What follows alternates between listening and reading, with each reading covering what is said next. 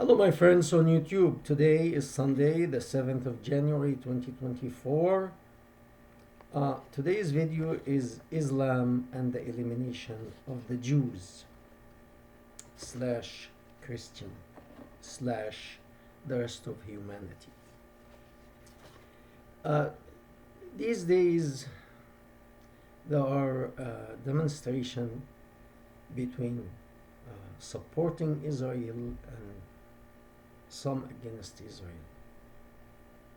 I'm not going to tell you whom to vote for or to support, but actually we should be clear to learn how or what's going on, because the situation is really confusing, and especially young people unknowingly, because they don't know what the heck is going on in this area, in this region.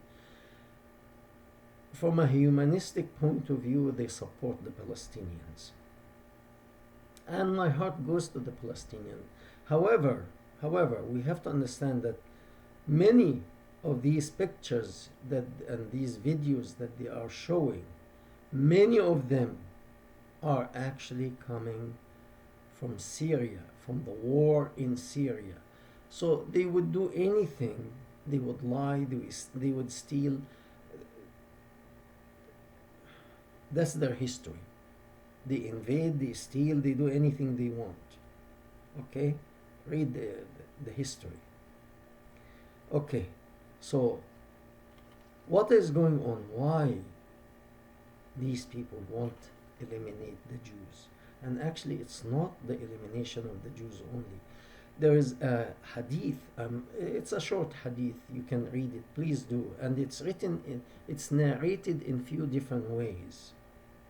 And I know of that hadith. However, I never really paid attention to the details of it. And it was shocking, and I suggest please read it. The Jews were persecuted by the founder of Islam, and he took them one group after the other. There are three major groups whom he got rid of, and one of them he slaughtered the men. The other two, one of them voluntarily, because they knew that they may end up dead, they took off, they left Arabia, they left their lands, their land, their home, everything. They left. The other one, he was about to slaughter them. However, there was one Muslim guy who had business with them, and he knew that they are normal people. He really begged the founder of Islam to let them go, which with anguish let them all go. But they went, they left everything behind. All their wealth, their money, their gold, their silver, their land, their businesses, they left, and they left with their lives. And one he ordered to slaughter men, all the grown-up men, slaughter them, between 600 and 900 men. He ordered his people to slaughter them. Now, when I read this hadith, I was shocked. When I really paid attention and I read all the different narration, because it says, I spoke about this hadith before, but it says, the hour will not come, meaning the last before the end of time, will not come until you fight the Jews and kill them all. And they will hide behind the trees and the boulders. And the boulder will scream, Muslim Abdullah, behind me is a Jew, hiding Jew, come and kill him. Of course, this is nonsense, but they believe in that, so it's okay. Now Israel is beating the crap out of them, and I don't hear any stone calling for the Hamas guys to come out of the rat holes to kill the Jewish infidel that Allah is telling them they will kill them. The other way around. The Israeli forces are going into these rat holes, hunting the rats one by one.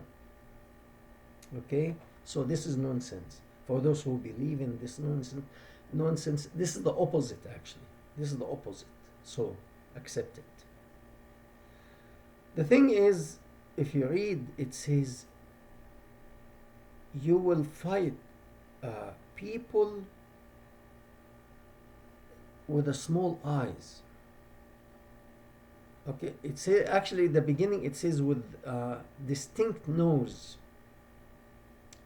wide nose. And if you know many Jewish people, reality is Jewish people, they have a distinct nose. So when I read that hadith, it came to me, Jewish people, especially back then, there was not so much mix of race. So the Jews kept their distinct nose. So I was thinking, yeah, that's the nose of the Jewish people, he's talking about them. But you continue reading the different narration, it says, with people with flat face, small eyes. The Jews don't have flat face and they don't have small eyes. And they wear shoes made of hair. And this is like giving some description. However, because I lived in the Far East for a while, and well, most Asian people, they actually have kind of flat face, they have flat noses, and they have wide nostrils. And that describes them here. But what about wearing shoes made of hair? That's very interesting, because specifically the cold area in the Far East, like Korea and Japan, let's say until World War II, especially Korea, I know that it was a very, very poor country then. And many people died in spring because of no food, because the food they store after the harvest in the fall supposed to last them until they plant more crops in spring, and the crops give them the seed give them new crops in summer. However, some people ran out of food before the end of spring or in the beginning of spring because of starvation. And if you don't have food to eat, of course, Korea is cold, you don't have enough money to heat your home, to buy coal, they used coal, to buy coal to warm up your house or your room. So what do? You try to use body heat, everybody sleeps together and cover with whatever blanket they have and try to survive. So traditionally, this I know because I lived there. For an average person probably who didn't know much about this culture, it may go over their head, which it did go over mine. To stay warm, young ladies will actually cut their hair and knit socks to their elderly, whether it's grandfather, grandmother, knit a pair of socks from their own hair because they can't buy a wool socks or something to keep them warm. So they improvise and they cut their hair, they knit socks for their loved ones to keep them warm. And some will make mittens for the hands to keep the person warm. Of course, in Arabia back then, they didn't know of socks. but they knew of shoes or sandals. And this is what the founder of Islam described the Far East people. They wear shoes made of hair. He didn't know that these were socks. And probably these were stories told because there were missionaries, especially missionaries, Christian missionaries who went far east and far west to spread the message, and they came with kind of different stories that these people in the Far East, they wear socks made of hair.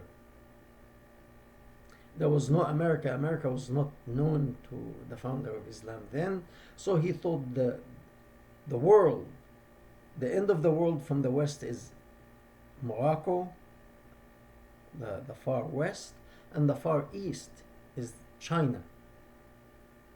And the people, the round face people, the Asian people with the round face, whether it's Korea, Japan, the Philippines, Taiwan, Thailand, all these people, they have a round face.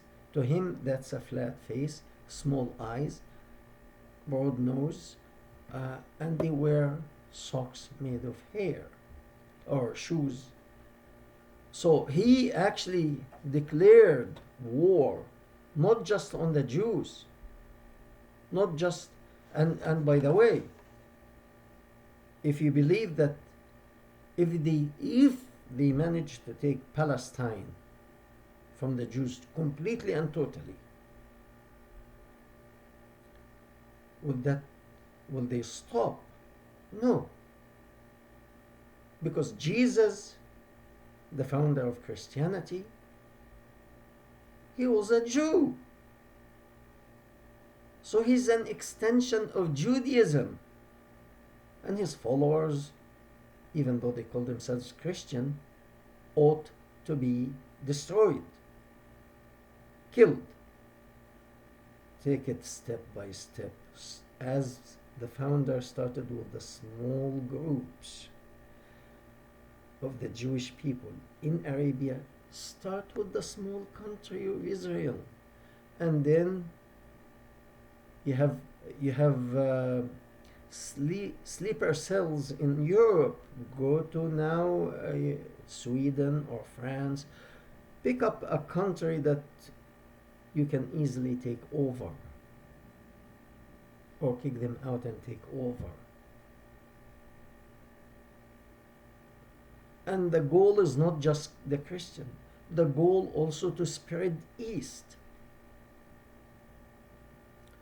Where are these people who will be the last ones to confront, actually, according to the hadith, the last one to confront.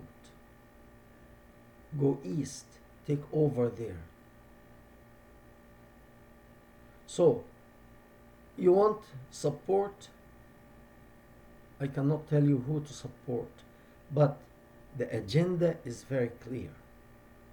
And when they take over, if they take over, I don't think they will succeed, but what is the agenda here?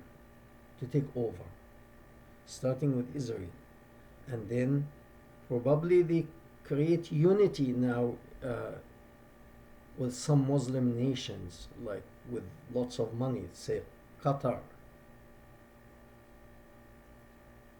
And then they start spreading east, west, north, and south. Oh, by the way, some people may say the black people, they have broad nose, and some of them actually have flat face. Yes, but it's not cold in Africa, and people don't make socks made of hair. Only this tradition actually only for the Far East. Very interesting. So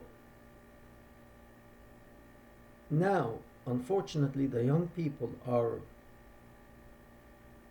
calling. They are calling Israel to stop the war on these people. I believe this is a mistake. This is a big mistake. If you remember, in 2005 or 6, I'm not sure, I think 2006, um, anyway, it could be 2005, there was an Israeli soldier, his name was Gilad Shalit, who was kidnapped by Hamas and stayed a prisoner of war with Hamas, and Israel negotiated his release, and I believe this was a terrible mistake. A terrible mistake. Why? I tell you why. I mean, I wanted the guy to be released, don't get me wrong, but in exchange for that one single soldier, Hamas got more than 1,200 prisoner terrorists, those who committed suicide bombing or committed violence, stabbed people. Those people were released. One of these people, he was the man without, because to mention his name, you give him recognition. If you want to Google his name, he was the mastermind of October 7th. Now, it clicked to Hamas. In exchange for one single Israeli soldier, we got more than 1,200 prisoners. So what do we do now?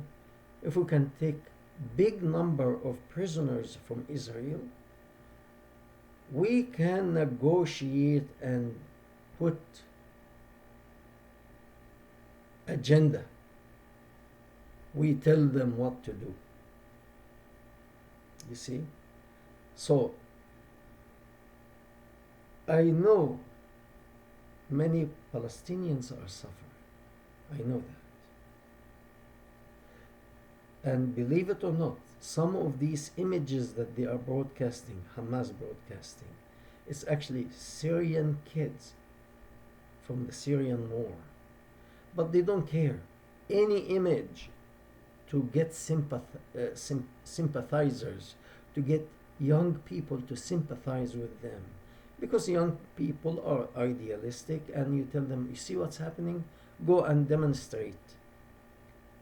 Unfortunately, young people, they don't know better and they don't have much experience, and they go and demonstrate Palestine should be free, and they don't know that the slogan they are actually saying is calling for this total elimination of a whole race,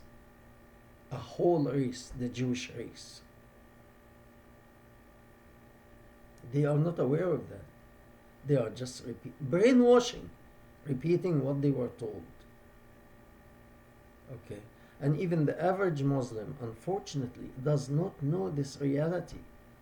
He thinks, oh, Muhammad was a prophet and he brought us a wonderful message, and we pray and worship God and live in peace. That's most Muslim people think this way. But the teachers of Islam, they will tell you, no, there is an agenda, systematic agenda, to take over little by little. So, it is a sticky situation. It's not really, I'm very sorry. Every time I talk to you about Islam, it is painful. But hey, reality, we cannot bury our heads in the sand and pretend that this is not a reality. This is a reality. This is happening, and now probably is happening far away. Expect, if they succeed, you will be next. I will be next. Every country is a target. Islam, in a way, two religions spread all over the world. That's Christianity and Islam. And the crusade, they used force. That was unfortunate because the founder, Jesus, never carried a sword, never invaded anybody. Whoever wanted to follow according to his will, follow. That's fine. You want to follow Jesus? Go ahead. So they went and they spoke to people about them, about Jesus' message. Fine. Many people accepted. Fine. People reject. Fine. But Islam was by the sword. The Muslim invasion of North Africa, of Egypt, of going eastward and westward, that was all by the sword. Nobody can deny that. But back then they had a strong army. Now they cannot do that by military force. They cannot do it by military force. So what they do, they send sleeper cells.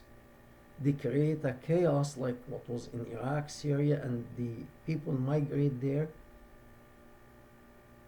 And many of them are sleeper cell. The American border is open now, and many sleeper cell coming from Iran, from many Islamic countries. And they're hoping to find a chance to do terrorist act or acts to get America and the West to its knee. The same thing they are doing to Israel, bringing Israel to its knee to negotiate with them and put conditions. I believe there's a plan to get America to its knee, whether it's through that open border or otherwise. They are waiting for the right moment. The same like with September 11th, 2001. They were waiting for the right moment. They tried to destroy the World Trade Center before Osama bin Laden. He didn't succeed, so he waited for another moment, for the right moment. And the same thing was with Israel. October 7th, they were preparing, planning for the right moment. Europe, America, and the rest of the world. It's not a good news, but they are waiting for the right moment. We thank you very much, and we welcome your comments, and we hope to hear from you. Thank you.